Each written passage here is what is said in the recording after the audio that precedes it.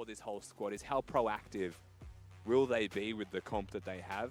Because there is no time, I don't think here, Skimmy, where I want to see them just slowing down and losing. I don't think their comp is very graceful kiting backwards, with the exception 18, but like that period alone is equal to the rest of his team, if not more. So a lot of experience in the supporters. Shaka, having a look mid. Certainly is, doing a classic level 3 gank, and that is a charge up flash on your head, and there is nowhere to run. You can't even flash that. You can't do much at all. Chazz, very grateful.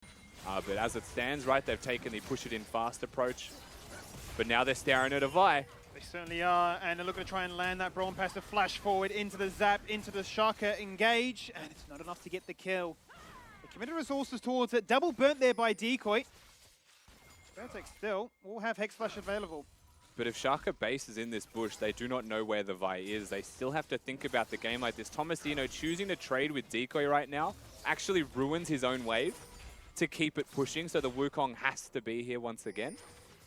Fight happens, Vi Q just misses, hook can go on. And it certainly does, and Forever's here to respond, instantly jumps upon, and punishes Shaka. You spent too long here. You recalled on a ward, and our master plan has come to fruition. Psycho jump scare. Joel, I was not ready for that one. Okay. Mid's dead, Chirp's dead. Back in action. We're still responding to the audio, we looked away. Lane hero Vertex to have priority to make sure they have first move to the Drake, and it's been done for a while now, from forever. So it should be done in relatively short order. The hook attempt on the Vi, that is the Nico. They're getting collapsed on though. Flash forward, that's the Pop Blossom, guarantees that two members are going to be locked in place. They do guarantee the Drake at least, but Forever might die for this one. His clone is not available. He cannot disengage across that wall to safety. And that will just be an isolated 1-for-1 with Shaka there. So broken champions. If it's not Cassante, it's this champion instead. It really has been the ones at the forefront of Oceanic meta. First pick prize for a reason. Showcasing that already in this match. Checking in with top lane. Zorenous seems to be handling Woodon not too poorly. He's got his hands full, but they're trading aggressively. They go back top. Explosive cast goes out, and a cheeky chance to find that kill.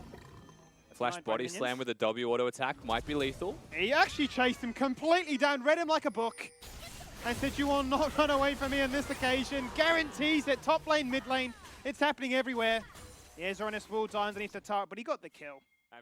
Trinity Force also on Wudon means that he's got relatively strong item spike timings, but he has to deal with a Shaka in his face and misses the minion. Yeah, he's already missed it. Yeah, he can't get the double jump away and gets completely eviscerated for it. I mean, this is Chazz on a strong champion in the fold of things, showcasing why he's an absolute menace to complete. Injury, of course, missed the minion completely.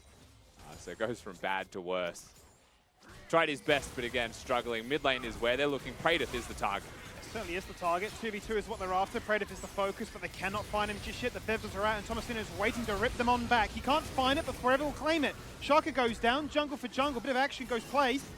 But it's Praedyth with a scratch of HP to his name that gets the kill, gets out, and it watches the rest of Vertex converge on mid lane to try and find more. Grouped up very much so as well, but Wudon not Meganar makes it hard, so that could be the timing they're waiting on. However, he's close to Chirp with flash hook hits. Hook is on, that's what they need. Shaka is the focus right now. Cyclone goes across, hits only two members. Pop Blossom knocks up two, knocks up three.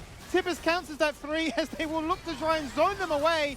And Praedyth says, all right, I'll get in on the kills, I'll get in on the action and share that money. Chazz finds another. Praedyth is certainly feeling happy about it. 7-0 is their combined scoreline. But they've done it forwards. They were terrified last week. Yeah, they got 2-0'd by that exact style, but this time around they get to just stand and deliver. Chazz, good flank angle.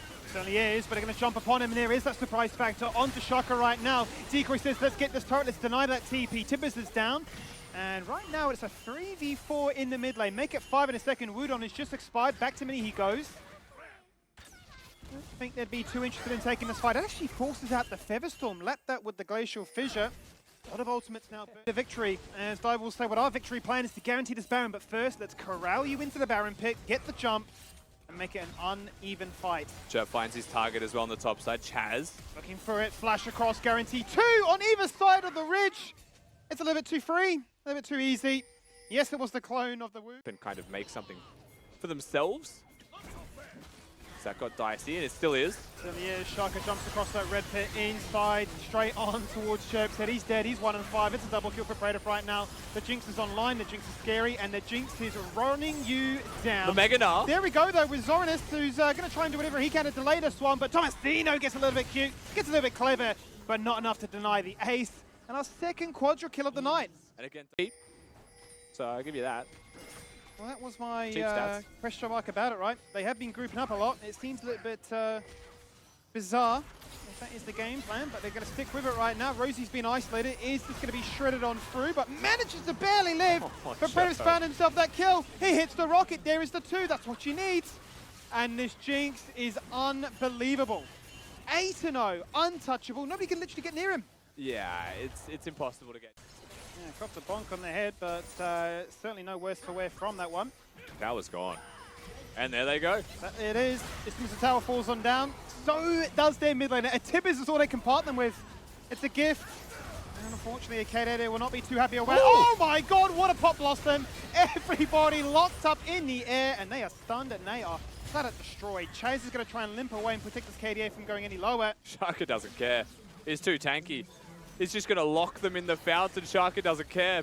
The Nexus in danger. Yeah. He's mind controlled them all inside their fountain. Try to get the Vi. Not to be the case because these Nexus turrets are getting blasted. 27 minutes into this one. It's a slow one for Diable standards, but they'll be happy with the outcome either way. A 1-0 to start this one. A 1-0 with some very strong picks and a very strong outcome. 10-0 is Praedyth to finish off this one. If he's going to look to try and pad out a little bit further inside the fountain, the game will end. We'll get there just